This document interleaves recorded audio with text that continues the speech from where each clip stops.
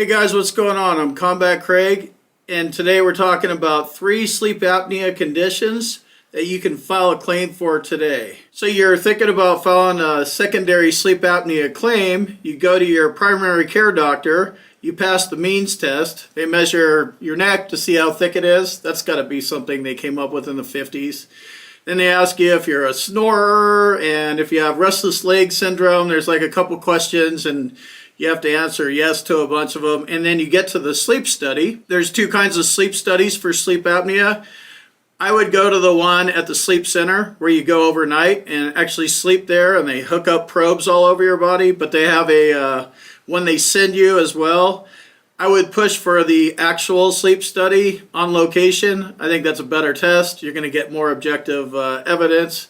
But if you can't get that one, you can win with the at-home test as well, but try to get it. So I think a lot of us go to the sleep study and then end up with a diagnosis of sleep apnea. They prescribe us the CPAP machine, and we have symptoms. So we have the diagnosis and the symptoms locked down and the CPAP machine. And if you have the CPAP machine, it's a 50% rating. You don't have to use it. They don't check to see how much you're using it for VA rating purposes. You just need the prescription for it. But where we get denied a lot is the nexus. So our nexus linking our current sleep apnea diagnosis to something that's already service connected on a secondary basis.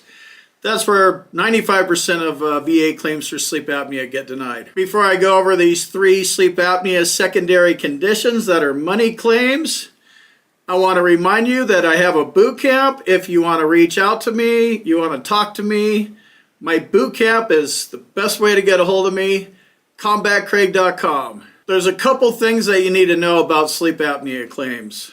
One of them is what's known as the intermediate step. It's basically a step between your current diagnosis of sleep apnea and something that's always service connected. A lot of people will go to a doctor and get a nexus letter, and the nexus letter isn't written properly, and it just goes sleep apnea directly to tinnitus or something, and it doesn't address the intermediate step. Also, another thing that you need to be aware of is obesity. We've all gained weight since we're off active duty. You got to remember, the VA looks at this stuff as a direct service connection. So did you have a diagnosis of sleep apnea when you were 19? No, I didn't have sleep problems. Did you gain weight since you were 19? Yeah, I'm 53. I gained a lot of weight, and that's fluctuated.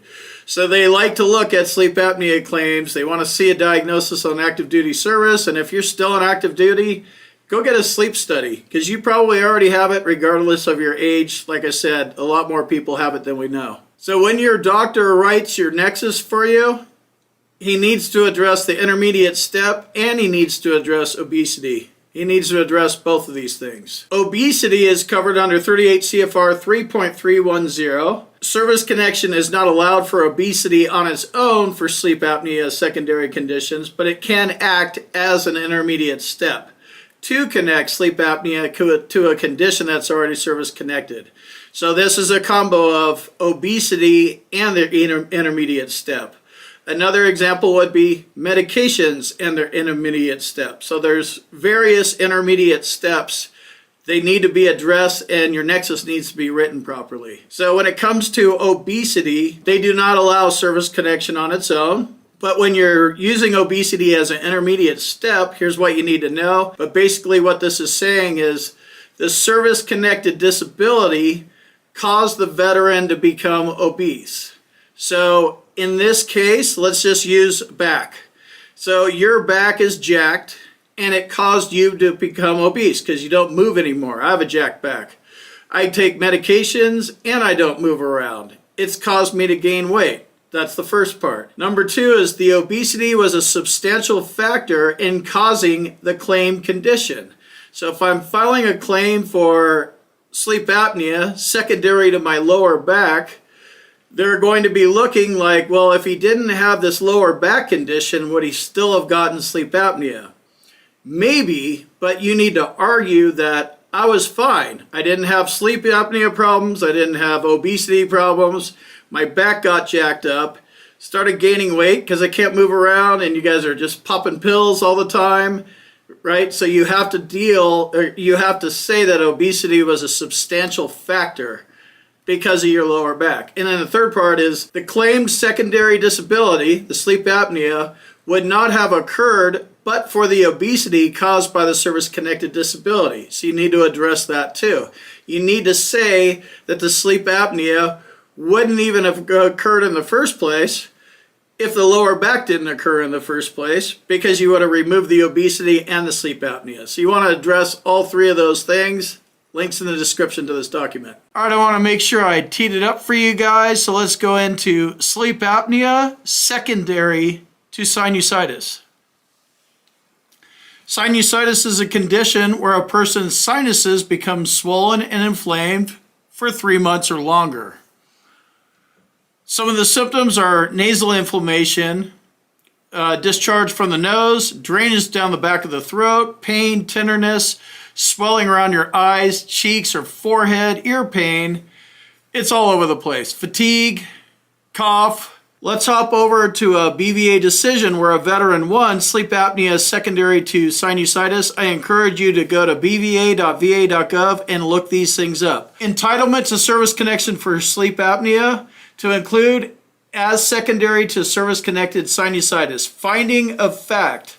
The veteran has sleep apnea that is aggravated by a service-connected sinusitis. In April, the doctor related the veteran had been diagnosed with obstructive sleep apnea. The doctor opined, that means he's given an opinion because he's a doctor and he can, that the veteran's sinusitis, which he had in service, could have contributed to his sleep apnea because of resulting nasal obstruction. At the VA exam, the C&P exam, the veteran was again diagnosed with sleep apnea. The examiner reviewed the claims file, your VA claims file. You always need to review your VA claims file.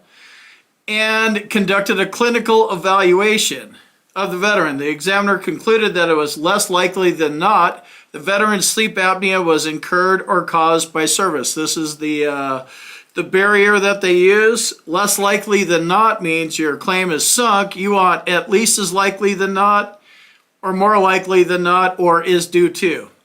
So after all this was unraveled, VA examiner provided a complete rationale for his opinion, and consequently the board finds that service connection for sleep apnea is warranted as secondary to service-connected sinusitis. You have to get into the law. You have to get into it enough to understand what's going on. You have to understand what's going on. Somebody's going to be arguing on your behalf. You need to know what they're arguing, why they're arguing it, and you should, it's worth spending the time doing this stuff. PTSD secondary to sleep apnea. PTSD is a mental health rating. I have other videos. I'll link to those in the description. But a common secondary for PTSD is sleep apnea secondary to PTSD. Let's hop over to another BVA decision. Entitlement to service connection for sleep apnea secondary to service-connected PTSD on a causation basis is granted. So we have aggravated by, or caused by, or is due to. So this is caused by. That's what causation means. Findings of fact. The evidence is at least evenly balanced as to whether the veteran picked this up because of PTSD or not. This is called equipoise. The tie goes to the runner on these. Although the June 2018 opinion and they started doing a doctor's initials here, is of minimum probative value because it uses ambiguous terminology, which is a joke. Because the rating criteria, as you read the CFR Part 4 of the Schedule for Rating Disabilities, it is nothing but ambiguous. It at least supports the conclusion that the veteran's sleep apnea is caused by a service-connected PTSD. So this is one of those things you don't want to run up there with a tie, but if you end up with a tie, you want to be able to win it. And here's an example of that. Check it out. And then we'll finish up with lower back conditions secondary to sleep apnea. We have lower back problems. We take medication for those problems. They cause us to gain weight. We don't move around, all that kind of stuff. So you can do a claim if you develop sleep apnea because of your lower back conditions. You can file a claim for sleep apnea secondary to lower back conditions. Service connection for sleep apnea as secondary and caused by service-connected lumbar spine disability is granted. And this is another causation one.